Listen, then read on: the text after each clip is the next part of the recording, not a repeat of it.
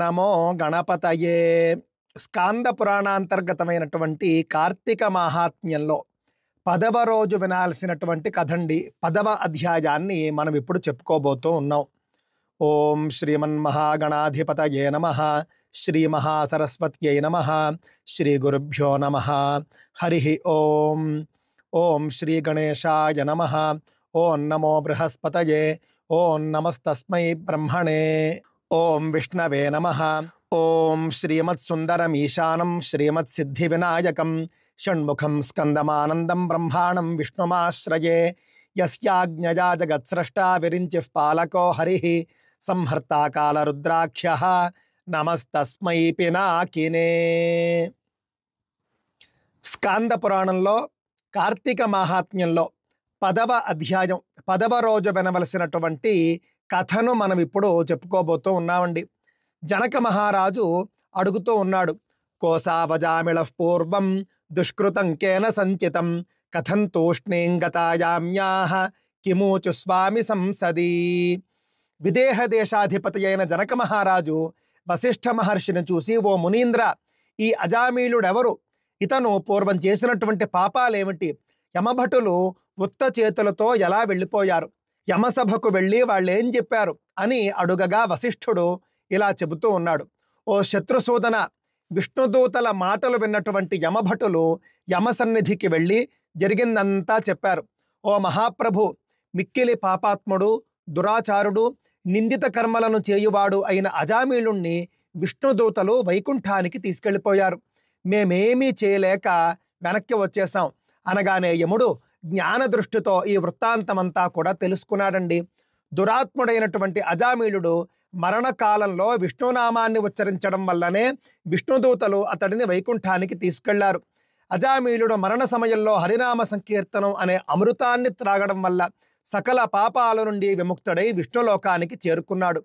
పాపాత్ములైనా కూడా తనను స్మరించినంత మాత్రం చేతనే విష్ణువు వారి పాపాలను హరించి తన సాన్నిధ్యానికి చేర్చుకుంటాడు. పొరపాటున హరినామస్మరణ చేసినా కూడా ఆ నామస్మరణ అగ్నిహోత్రుని వలె సర్వ పాపాలను బూడిద చేస్తుంది. ఎవడు భక్తితో శ్రీమన్నారాయణమూర్తిని ధ్యానిస్తాడో అతడు జీవన్ముక్తుడు అనబడతాడు. అతడు చివరికి శాశ్వతమైన మోక్షాన్ని పొందుతాడు అని పలికి యముడు ఊరకుండిపోయాడు. జనక మహారాజా, అజామీళుని పూర్వజన్మ వృత్తాంతాన్ని చెబుతున్నాను విను. పూర్వజన్మలో ఈ అజామీళుడు సౌరాష్ట్ర దేశంలో ఒక విప్రుడు, శివాలయంలో అర్చకుడు. ఇతడు శివాలయంలోని వస్తువులను దొంగిలించేవాడు. అసావజామిళః పూర్వం విప్ర సౌరాష్ట్ర కేంద్రప శివాగారార్చకో నిత్యం శివద్రవ్యాపహారకః. ఆయుధాన్ని చేతపట్టి ఆచారాన్ని వదిలేసి స్నానం కూడా చేయకుండా అపరిశుద్ధుడై ఉండేవాడు. స్వామికి పూజ చేసేటప్పుడు ఒక్క మంత్రం కూడా చెప్పేవాడు కాడు. పూజావిధి తెలియదు. దేవుని ఎదుట కాళ్ళు చాపుకుని కూర్చునేవాడు. ఎప్పుడు కూడా భగవంతుడికి ఎదురుగుండానండి కాళ్ళు చాపుకుని కూర్చోకూడదు. అది మహాపరాధంగా చెబుతూ ఉన్నారు చూడండి. చెలికత్తెలతో కూర్చొని కబుర్లు చెప్పేవాడు. దురాగ్రహాన్ని కలిగి ఉండేవాడు. సర్వ ఆభరణాలను ధరించి సుందరంగా అలంకరించుకుని తిరిగేవాడు. అతనికి వేరొకడి భార్య ప్రేయసిగా ఉండేది. ఆమె భర్త పేదరికంతో చాలా కష్టపడుతూ ఉండేవాడు. ఎవరి ఇంట ఊరికే భోజనం చేయడం ఇష్టపడేవాడు కాదు. ఇంటింటా తిరిగి భిక్షమెత్తుకుని ఆ వచ్చిన ద్రవ్యంతోనే కుటుంబాన్ని పోషించేవాడు. ఒకరోజు అలాగే అతడు యాచన చేసి తీసుకువచ్చినటువంటి బియ్యం, కూరలు, పప్పులు మొదలైన వాటిని భార్యకిచ్చి భార్యను పిలిచి, నాకు బాగా ఆకలిగా ఉంది, తొందరగా వంట చేయమని చెప్పాడు. ప్రస్తుతానికి త్రాగడానికి నీళ్ళు ఇమ్మన్నాడు. అతడి భార్య మాత్రం భర్త మాటలను పట్టించుకోకుండా పరపురుషుణ్ణి మనస్సులో నిలుపుకుని భర్తకు నీరు ఇవ్వక వంట కూడా చేయక ఊరకుండిపోయింది. అప్పుడు ఆ భర్త భార్యను గద్దించి ఒక దెబ్బ వేశాడు. అలా భర్త చేతిలో ఒక దెబ్బ తిన్న వెంటనే భార్య కూడా కోపంతో భర్తపై పిడిగుద్దులతో విరుచుకుపడింది.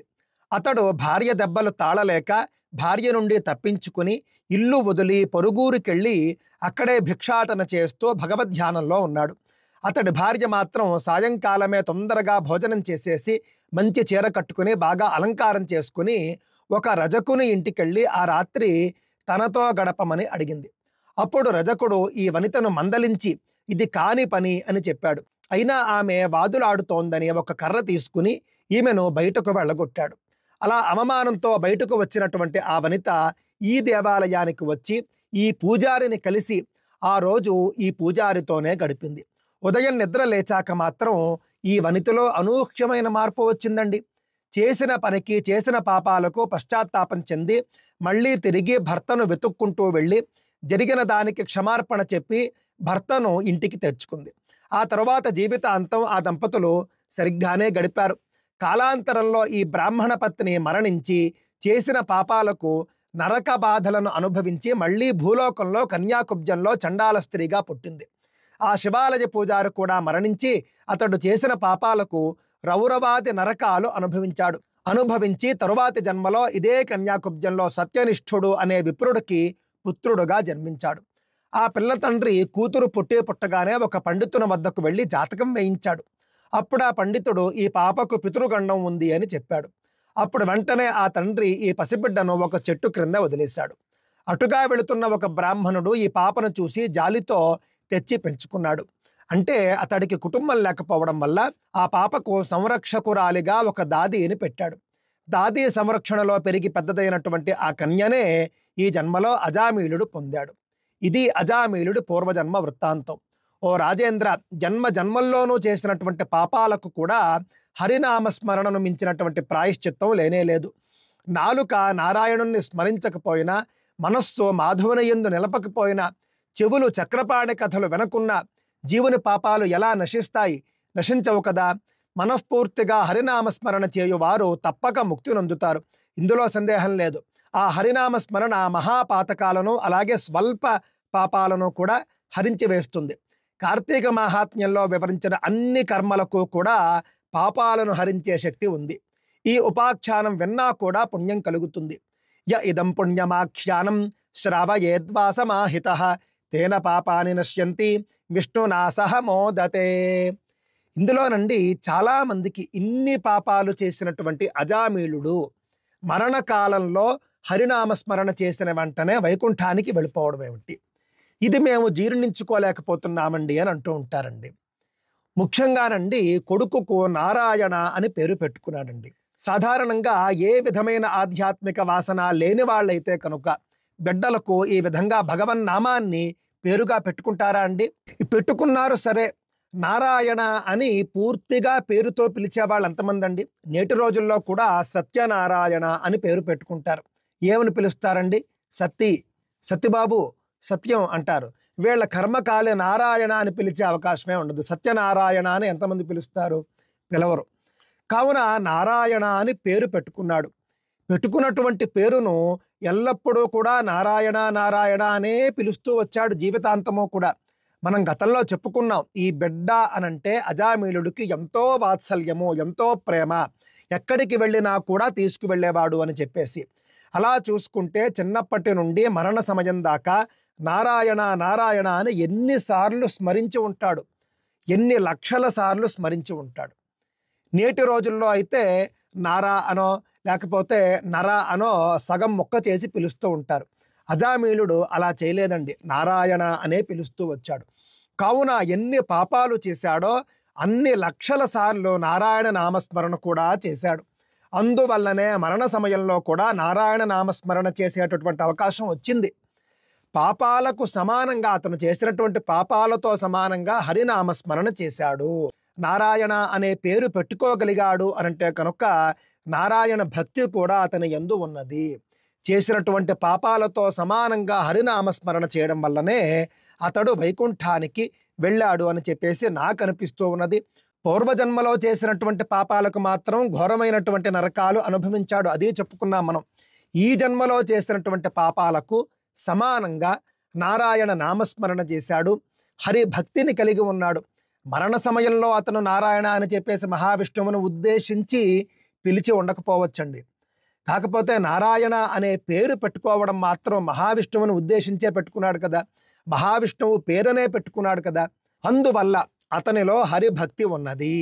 నారాయణ అని మరణ సమయంలో అతను పలకగలిగాడు అనంటే కనుక అప్పటికే మహావిష్ణువు యొక్క అనుగ్రహం ఉన్నది జీవితాంతము నారాయణ నామస్మరణ చేయడం వల్ల. ఏది ఏమైనప్పటికీ కూడా అజామీళుడిది ఒక ప్రత్యేకమైనటువంటి కథ, ప్రత్యేకమైనటువంటి సందర్భం అని మనం అర్థం చేసుకోవాలి. అందరి విషయాల్లోనూ కూడా అది వర్తించే అవకాశం లేదు. అతనికి అలా వ్రాసిపెట్టి ఉంది, అలా జరిగింది.